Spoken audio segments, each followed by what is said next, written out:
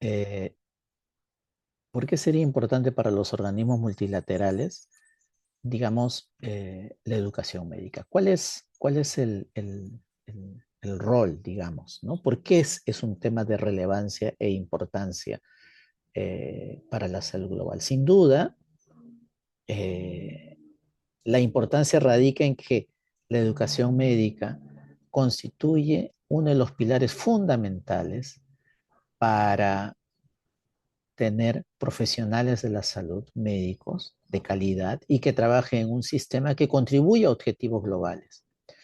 Eh, no hay ninguna duda en que si mejoramos la calidad de la educación médica, los resultados de los sistemas sanitarios van a ser mucho más importantes. Los desafíos que en estos momentos se enfrenta el mundo en relación a la salud requieren profesionales que estén perfectamente capacitados y que estén conectados con los desafíos que tenemos. Así es que la relación que hay entre la calidad de la formación, la calidad de la educación con los resultados sanitarios es bastante clara. El día de hoy, justamente en estos próximos minutos, vamos a rápidamente revisar un poco el contexto de la educación en estos momentos y los desafíos que tenemos a nivel global. El rol que cumplen los organismos multilaterales dentro de estos desafíos, igualmente el aporte de las asociaciones médicas internacionales para finalmente terminar con algunos instrumentos y estrategias que salen justamente de estas recomendaciones con la finalidad de contribuir a mejorar la calidad en la educación médica. Ustedes justamente han señalado en esta primera encuesta que si no existieran los organismos multilaterales o no existieran las asociaciones médicas, además de tener un accionar fragmentado, aislado, se vería seriamente afectada la calidad. ¿Y por qué la calidad?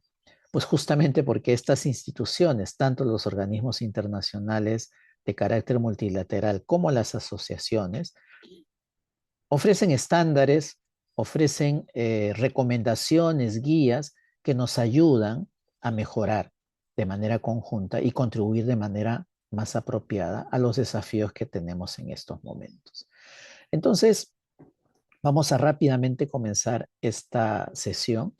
Primero, hablando justamente sobre la relevancia que tiene la educación como tema de salud global, ¿no? Este gráfico que ustedes pueden ver aquí, Bien, Carlitos, no estamos viendo el gráfico. perdonen, perdonen, disculpen, perdonen, había dejado de compartir. Disculpen.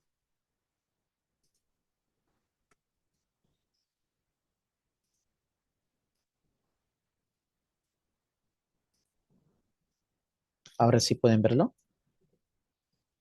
Perfecto. Disculpen, ¿eh? Sé que estaba compartiendo mi pantalla. Bueno, les decía que cuál es la relevancia y la importancia de la educación médica eh, como un tema de salud global, ¿no? En estos momentos la agenda de desarrollo en las cuales estamos inmersos el mundo se conoce como la Agenda de Desarrollo Sostenible, los Objetivos de Desarrollo Sostenible, los ODS. Y dentro de los ODS, uno de ellos, uno muy importante, es el objetivo número 3, vinculado a la salud. Para lograr esos objetivos, necesitamos una meta clave y fundamental, que es la salud universal o la cobertura universal en salud. Y para lograr la cobertura universal en salud, necesitamos una fuerza de trabajo que permita llevar salud a toda la población, incluyendo a los que se encuentran en situación de mayor vulnerabilidad y aquellos que se encuentran mucho más alejados. Y tener una fuerza de trabajo que permita cubrir estas necesidades, que nos permitan lograr esta salud universal, requiere sin duda todo un proceso que empieza desde el reclutamiento de los estudiantes por las universidades, la propia formación y finalmente, después de la formación, el proceso de reclutamiento, el proceso de retención, para que estos puedan constituirse en la fuerza de trabajo que nos permitan lograr la salud universal. La educación médica, por tanto, está estrechamente relacionada con el logro de este objetivo global, que es la salud universal.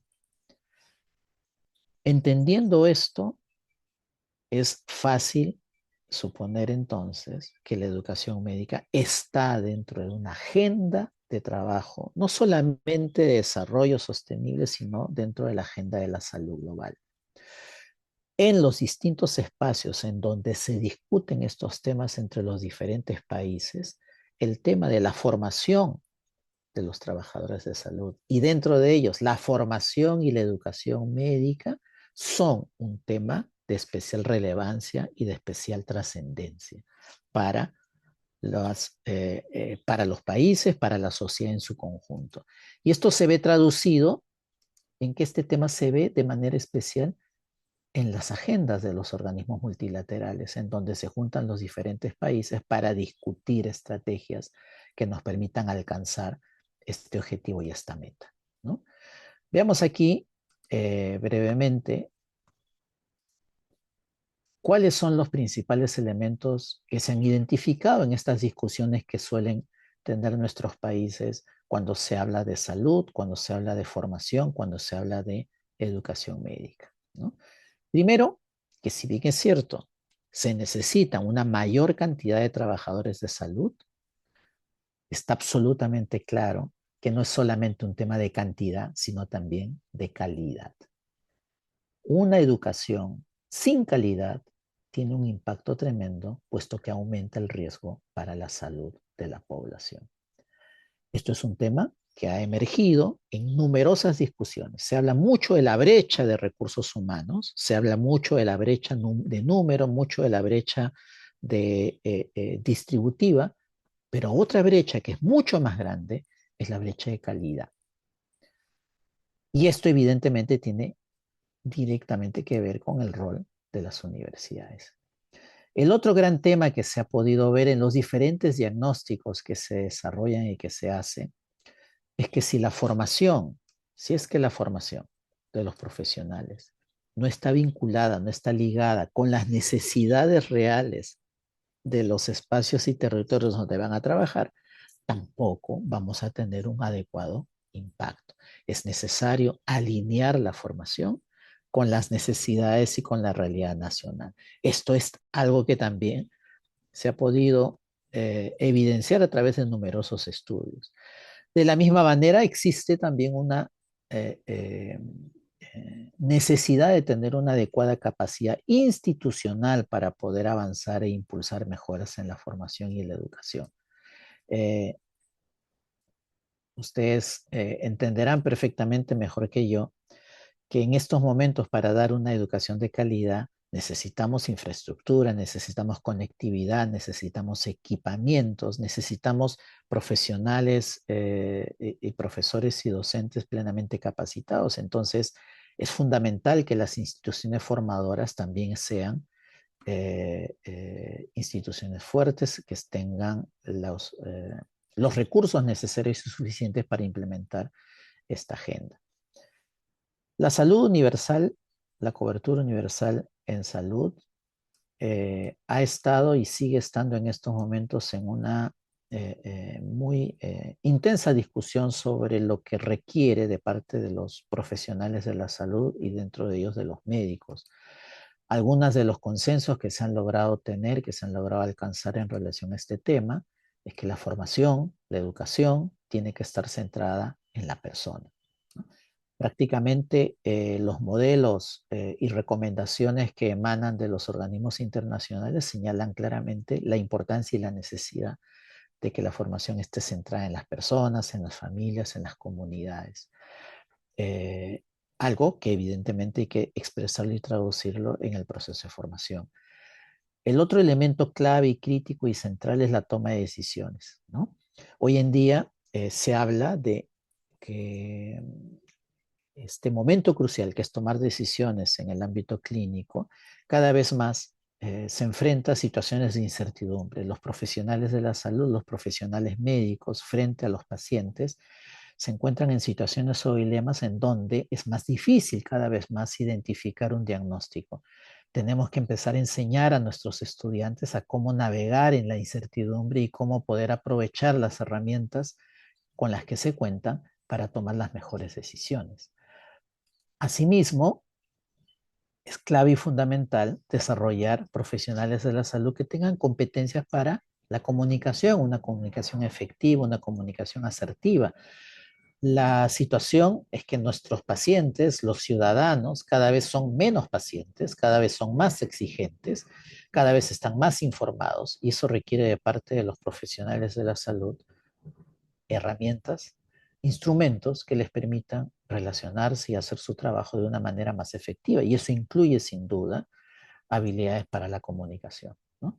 Y el otro gran tema es que eh, los desafíos con los cuales nos enfrentamos requieren no solamente a un profesional o un tipo de competencia específica, sino un conjunto de competencias que pueden ser solamente ofrecidos por equipos multiprofesionales. Trabajar en equipo no resulta siendo tan sencillo, sobre todo si es que nos formamos exclusivamente en guetos profesionales, ¿no? Las enfermeras se forman solo enfermeras, obstetras solo obstetras, el químico solo entre químicos, el médico solo con médicos. Y cuando salimos a trabajar, nos dicen trabaje en equipo. Entonces, no es tan sencillo trabajar en equipo si es que nuestra formación ha sido única y exclusivamente entre nuestros pares profesionales. Es fundamental y necesario frente a los desafíos con los que nos encontramos, impulsar y promover ese trabajo en equipo desde la formación y desde la educación. Y algo que ustedes conocen muy bien y que resulta siendo absolutamente claro es el uso de la evidencia para la toma de decisiones, ¿no es así? Es fundamental que nuestros profesionales sepan identificar, sepan buscar la información científica más relevante y más pertinente para tomar debidas decisiones en su ejercicio. Y el profesionalismo, la ética en el ejercicio profesional constituye sin duda también otro de los desafíos más importantes que tenemos. Pues bien, en esto, ¿qué cosa hacen las organizaciones multilaterales como la Organización Mundial de la Salud, como la Organización Panamericana de la Salud, los bancos de desarrollo, como las instituciones que están constituidas por múltiples países? No le pertenecen a un país, la membresía es multipaís y donde en ella se toman decisiones por consensos o por mayorías.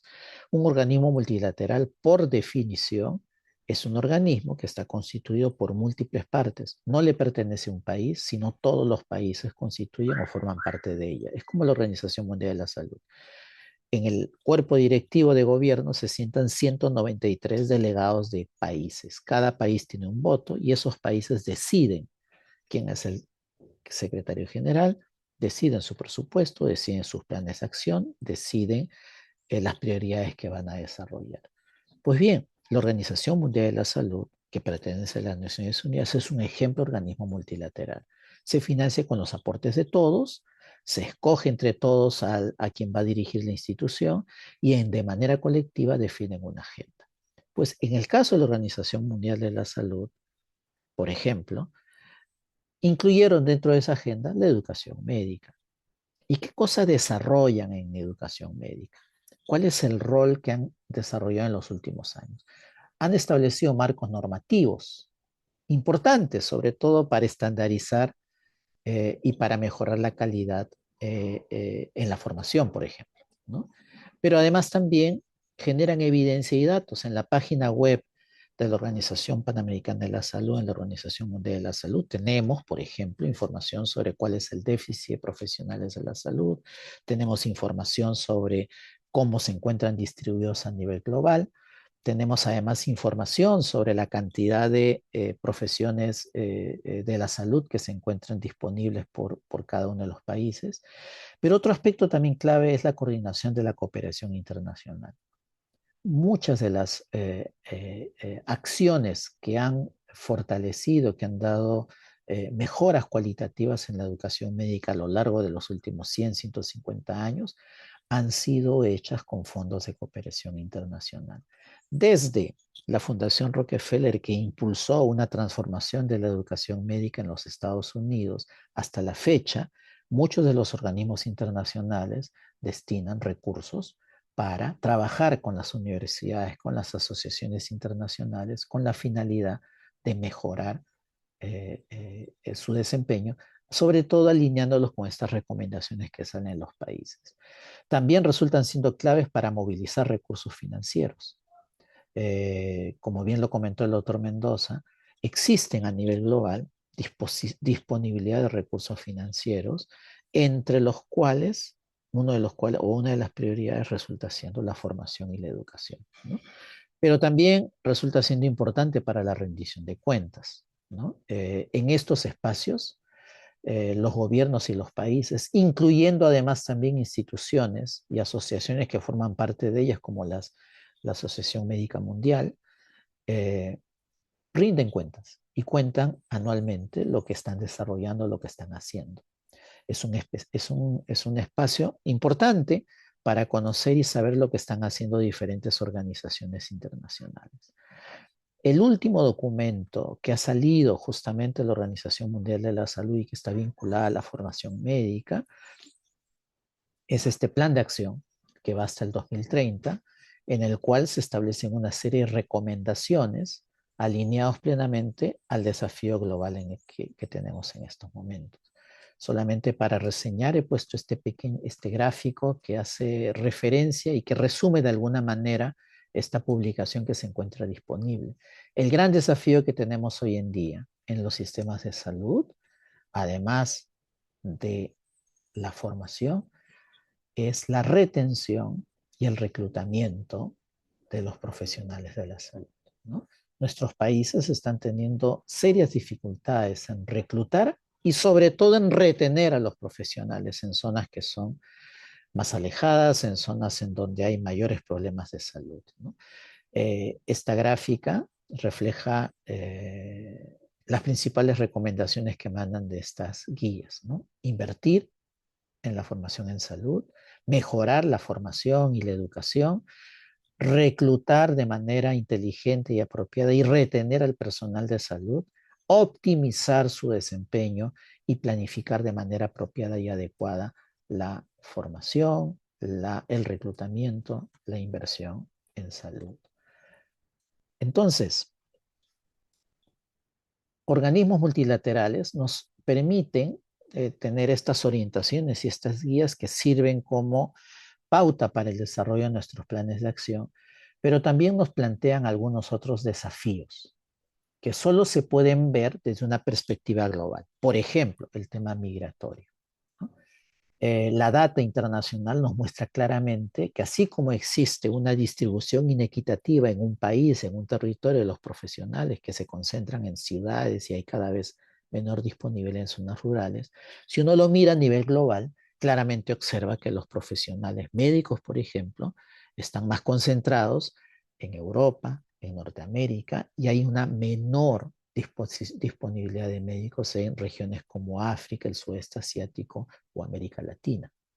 Y cuando uno se mete un poco más hacia adentro de este problema, analiza claramente que existe un intenso flujo migratorio en donde justamente los profesionales formados en estos ámbitos o territorios, como África, como Haití, como el Caribe, como América Latina, contribuyen con profesionales que migran hacia estas zonas, hacia los países de Norteamérica o países de Europa. ¿Cómo abordamos este tema en un escenario donde necesitamos médicos justamente en los países en donde se están expulsando estos médicos, digámoslo así, o de donde están migrando estos médicos?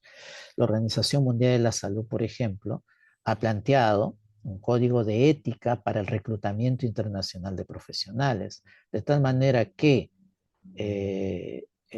digamos, el reclutamiento que hacen países desarrollados por profesionales, tome en consideración que este reclutamiento, esta incorporación de profesionales internacionales no contribuya a empeorar los problemas en otros ámbitos o países, ¿no?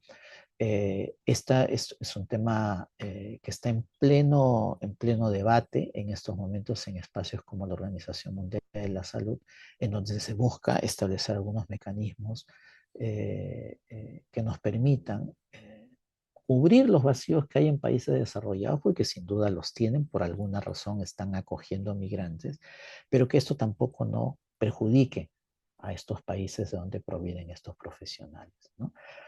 El tema del trabajo en equipo, ¿no? Es otro enorme y gran desafío.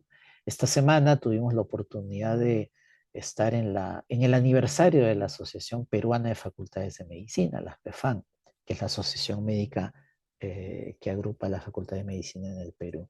Y uno de los principales desafíos era justamente el del trabajo en equipo. Ayer tuvimos una reunión de trabajo con el decano del Colegio Médico en el Perú y él mismo nos planteaba cómo van a hacer ustedes para promover el trabajo en equipo sin que se promueva el intrusismo, ¿no?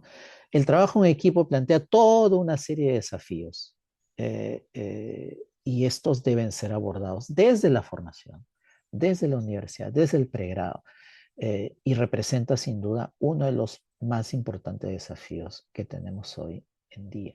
No hay suficientes médicos, no hay suficientes especialistas y mientras se vayan llenando estas brechas, ¿cómo hacemos nosotros para tener profesión, para atender a la población ante la escasez de algunos de estos recursos?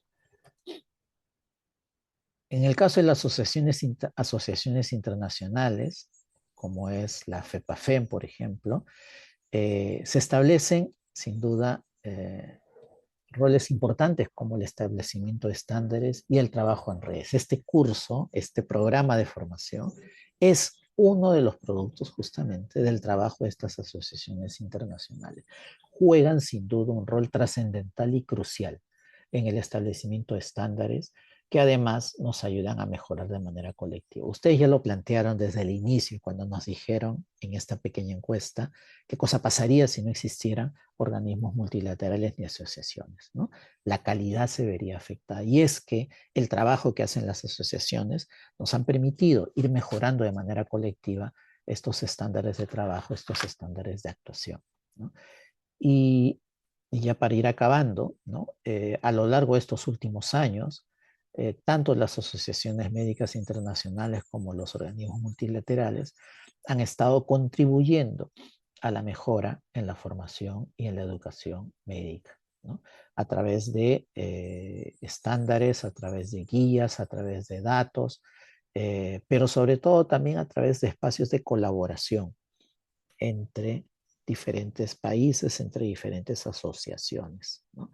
Entonces, no cabe duda de la relevancia y la importancia que tienen tanto las asociaciones médicas como los organismos multilaterales en la mejora del trabajo que tienen las universidades y los centros de formación. Nos encontramos frente a nuevos desafíos que debemos ver cómo los abordamos, ¿no? La digitalización de la salud, el uso de la inteligencia artificial, cómo los incorporamos dentro de nuestros procesos de formación, cómo hacemos para que también el uso de las tecnologías no perjudique la seguridad de los pacientes, ¿cierto? Pero además también cómo promovemos un desarrollo profesional que sea ético y que además permite y garantice un pensamiento crítico que necesitamos a nivel de nuestros profesionales. Yo quisiera terminar esta sesión primero recalcando la importancia de que al momento de formar pensemos en la realidad en la cual van a trabajar nuestros profesionales, ¿no? Esta necesaria conexión que debe haber entre la formación y la realidad hacia la cual nosotros formamos profesionales resulta siendo clave y crucial. Tanto los gobiernos como la sociedad nos exige que tengamos profesionales que estén preparados y adaptados a trabajar en el contexto, que a veces es un contexto de escasez, tenemos que formarlos también cómo desempeñarse en esos contextos de escasez, esos contextos de complejidad, pero en los cuales además vemos problemas de salud cada vez más complejos y en donde necesitamos no solamente mirar el problema desde su consecuencia, la enfermedad, sino también desde sus determinantes, las causas y los factores que contribuyen a su desarrollo, ¿no? Eh, entonces, básicamente quisiera terminar esta presentación con estas recomendaciones generales que surgen de las diferentes recomendaciones y consensos que se dan en los diferentes espacios de carácter multilateral o de carácter internacional. La planificación que esté basado en datos, ¿no? Un diseño curricular centrado en resultados, el aseguramiento de la calidad en la práctica clínica mediante estándares también claros, fortalecer la docencia con formación continua y actualización, el proceso de acreditación no como un mero trámite administrativo, sino como un proceso de mejora continua y efectiva, y la gobernanza del mundo digital y de la inteligencia artificial para que podamos aprovechar al máximo su potencialidad y reducir también sus riesgos. Eh, Muchísimas gracias. Esta presentación la pueden ustedes también obtener o descargar de este código QR que se encuentra aquí compartido. Muchas gracias, doctor Pedro Mendoza, y quedo atento a sus preguntas o comentarios. Las gracias al doctor Carlos Aroquipa por la presentación. Y tenemos ya algunos colegas que desean hacer uso de la palabra. Empezaremos con el doctor Gordon Bennett. Muchas gracias. Buenos días a todos. Buenos días, doctor Carlos. Me pareció muy interesante su presentación. Y una cosa en la que me dejó pensando mucho es lo que mencionaba en el tema de trabajo en equipo y la comunicación. Eh, yo en la universidad donde yo estudié siempre nos decían, es que cuando nosotros éramos jóvenes, estudiamos, éramos mejores y ustedes...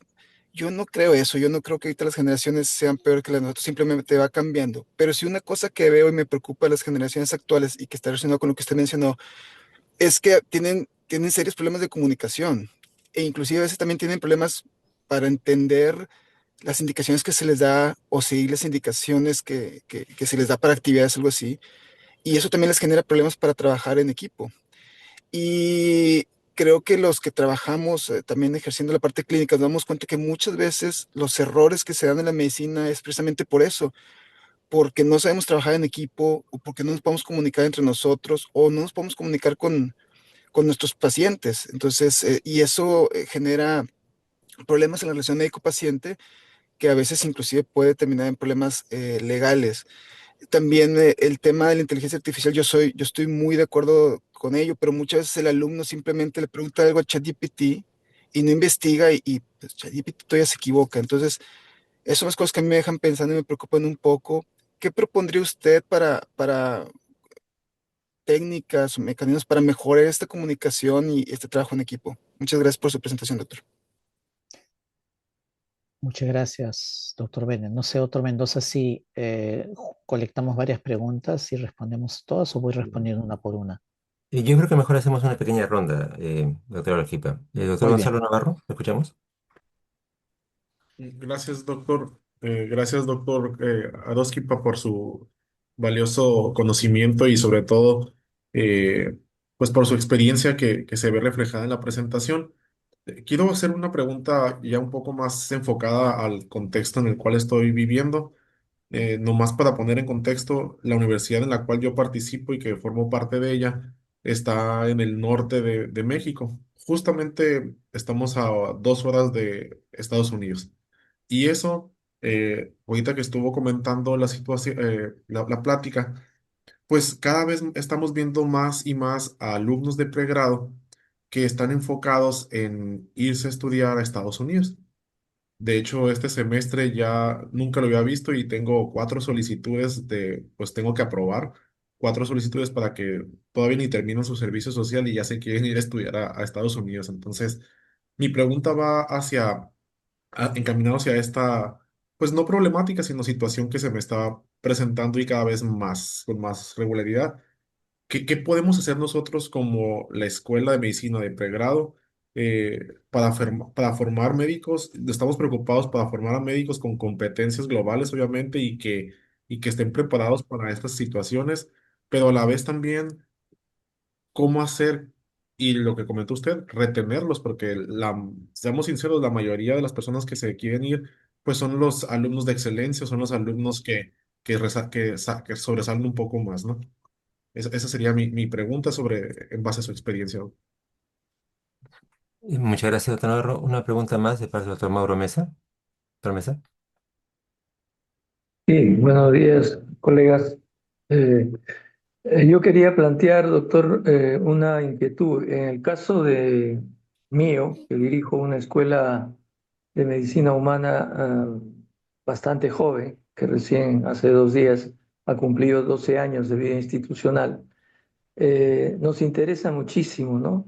La, la- la cooperación, la asesoría, ¿no? La ayuda de los organismos internacionales, sobre todo en el tema, por ejemplo, de lo que usted hablaba, en la introducción, capacitación de metodologías innovadoras, ¿no? Para la educación médica, ¿no? ¿De qué manera, ¿no? ¿De qué manera podríamos conseguir esa, esa cooperación, esa ayuda? Hay un canal, hay varios canales que podrían permitirnos a nosotros, como escuela joven, solicitar esa asesoría, esa capacitación, esa ayuda por parte de estos organismos internacionales. Gracias. Muchas gracias, doctor Mesa. Y una pregunta ya de cierre y después damos la palabra al doctor Arquipa por parte del doctor Luis Alberto Ortiz. Doctor Luis Alberto. Muchas gracias, doctor. Felicitarlo al doctor Carlos Arosquipa, agradecerle su exposición. Yo tengo una inquietud eh, dentro de las funciones de los organismos multilaterales, esta parte normativa, las recomendaciones que nos hacen, o sea, qué carácter vinculante tiene con ya los gobiernos nacionales, regionales, en el caso de nosotros. Usted conoce muy bien la realidad de Perú, por ejemplo, ¿no? Para que realmente se pueda implementar en la educación médica y en esta relación de los equipos multidisciplinarios y la relación interinstitucional, por ejemplo, la academia, colegios médicos, facultades de medicina, ¿no? Para poder hacer realidad lo que se está proponiendo en base a una planificación, en base a las evidencias que nos demuestran que hoy el primer nivel de atención, por ejemplo, debería ser la prioridad, que está más cerca a los problemas de las personas, la familia y la comunidad, ¿no? ¿Cómo hacer que todas estas normativas, estas recomendaciones tengan un carácter vinculante? Gracias, doctor, por su respuesta. Muchas gracias, doctor Ortiz. Tiene la palabra, doctor Arquipa. Muy bien, muchísimas gracias. Primero, la respuesta del doctor Bennett, quien hizo mención a este desafío de la formación del trabajo en equipo, ¿no? Para esto, la Organización Mundial de la Salud y la Organización Panamericana de la Salud y distintos espacios de investigación en educación médica plantean una propuesta, la educación interprofesional. La propuesta es sumamente sencilla, señala y dice de que desde pregrado los profesionales de ciencias de la salud deben tener espacios de formación conjunta. Esto va a facilitar que cuando egresen puedan tener mayor predisposición y mayor habilidades también para el trabajo conjunto. Esto está empezando a ser recogido poco a poco por distintas universidades, donde van paulatinamente estableciendo espacios conjuntos y comunes de formación, para permitir que el médico o el futuro médico sepa, conozca el valor agregado que puede dar un enfermero, una enfermera, un tecnólogo médico, un químico farmacéutico, un nutricionista, y en vez de abrir o generar desconfianzas interprofesionales, más bien empiecen a identificar estrategias de trabajo en equipo en beneficio del paciente, ¿no? No resulta sencillo, fácil, ¿no? Pero ya se está haciendo, y en los lugares en donde esto se ha impulsado, facilita cada vez mejor o de manera más apropiada el trabajo en equipo. El doctor Navarro plantea uno de los temas que resultan siendo más importantes y desafiantes, ¿no? Los estudios señalan que el año 2030 necesitamos 10 millones de profesionales de la salud más. Esa es la brecha que tenemos, que nos falta. 10 millones más para poder lograr la salud universal, para tener al menos el número adecuado de profesionales para lograr salud universal. Entonces, evidentemente hay un desafío que implica que las universidades tengan que formar estos 10 millones. El problema está, lo que usted ha señalado, doctor Navarro, es que muchos de nuestros jóvenes que están estudiando en las universidades desde el inicio ya tienen claridad de que no se van a quedar en su país, ¿no? Que van a migrar apenas terminen.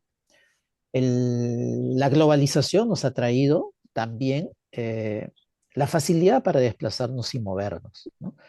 Y esto nos plantea a la sociedad o a cada país el desafío de cómo hacemos para retener a estos profesionales que, como usted muy bien lo ha dicho, en muchos casos, los mejores, los más competentes, los que sacan, digamos, mejores calificaciones, son los primeros en irse, ¿no? Y eso plantea primero un desafío para la sociedad y el país de donde se forman, de ofrecer condiciones apropiadas y adecuadas para su desempeño y desarrollo profesional. Y eso implica no solamente mejoras en condiciones remunerativas, sino también en condiciones de desarrollo y expansión profesional, ¿no? No es un tema única y exclusivamente de la universidad, es un tema de la sociedad, del sistema de salud. Pero también acá hay un tema de carácter ético internacional. ¿Por qué los países más ricos están promoviendo este drenaje de cerebros, este drenaje de capital humano que es fundamental y necesario en estos países donde provienen? Y si bien es cierto, ellos tienen necesidades, pues les importa poco, les importa nada el dejar sin médicos a países en situación, digamos, de necesidad. Por eso es que se ha planteado y se ha señalado y se discute en el ámbito internacional un código internacional de reclutamiento para impulsar o promover que si los países más ricos están aprovechando recursos formados en países pobres, estos en retribución puedan contribuir en el desarrollo y en la formación médica en los países, pero además también que estos países vean sus propios mecanismos para poder cubrir sus brechas, ¿no? Para cubrir sus brechas. No es un tema sencillo, es un tema desafiante. A nivel internacional se ha tratado de lograr tener un consenso en relación a este código, pero justo respondiendo a la pregunta de Luis Ortiz, las decisiones en los organismos multilaterales no son vinculantes, ¿no?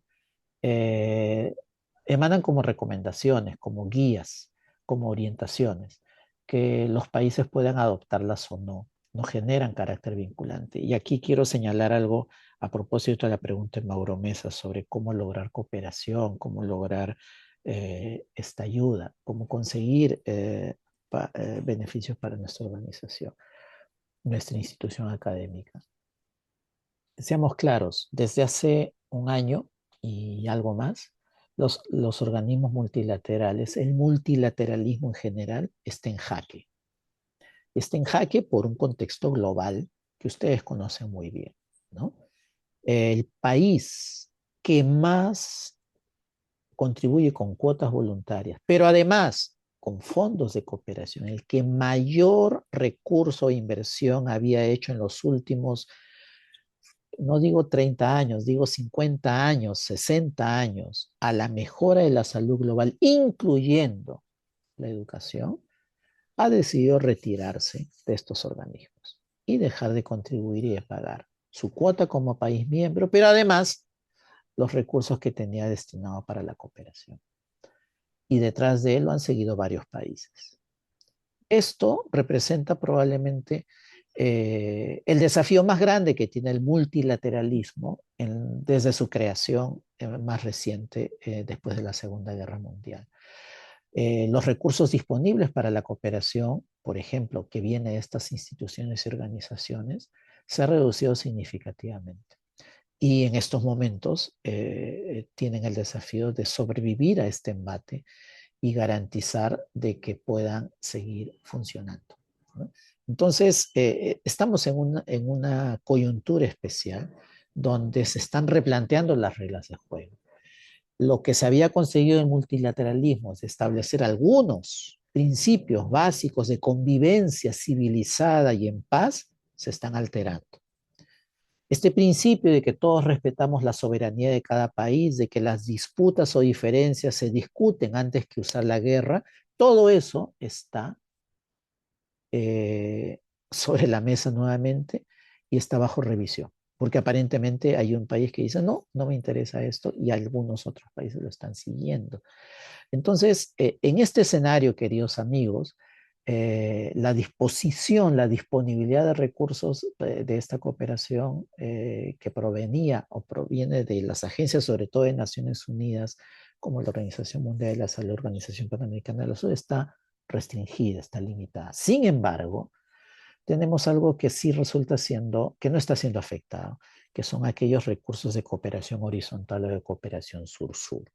Y aquí, el doctor Mauro, quiero comentarle, quiero señalarle que en nuestra región, en América Latina, en los últimos años, algo que ha crecido significativamente es la cooperación horizontal entre nuestros países. Este espacio de trabajo, por ejemplo, que nos da la FEPAFEN, es una modalidad de cooperación. Son cooperación hecha con nuestros propios recursos, con nuestras propias capacidades, nuestras propias instituciones.